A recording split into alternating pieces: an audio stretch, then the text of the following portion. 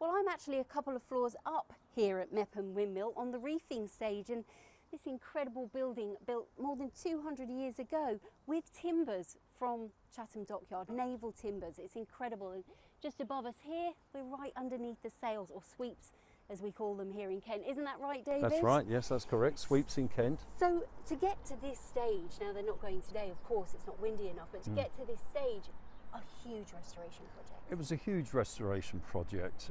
It was over the span of about 2.5 to 3 years that the sweeps, the cap and the fantail were removed by Suffolk millwrights and taken to Suffolk for reconstruction.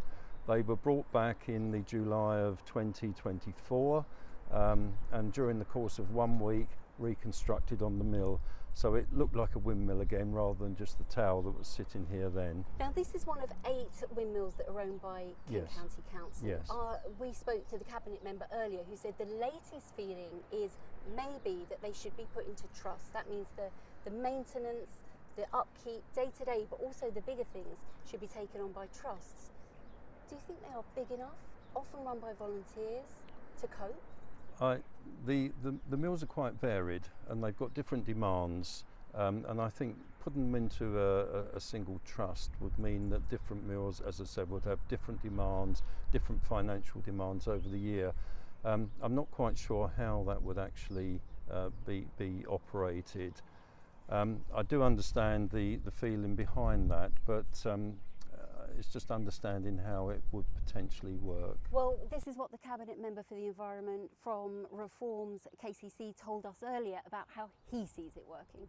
Well, they're a heritage asset, and we've spent a lot of money making sure that most of the windmills in Kent that Kent County Council are behind in working condition. But it's come to the point that we don't know what's happening with Kent County Council with devolution, so we want to make sure they're looked after for the people of Kent going forward for another 100 years. Well, still huge ambitious plans for the future of this beautiful windmill. They hope that by this time next year it might even be able to mill flour again for the first time in over 100 years.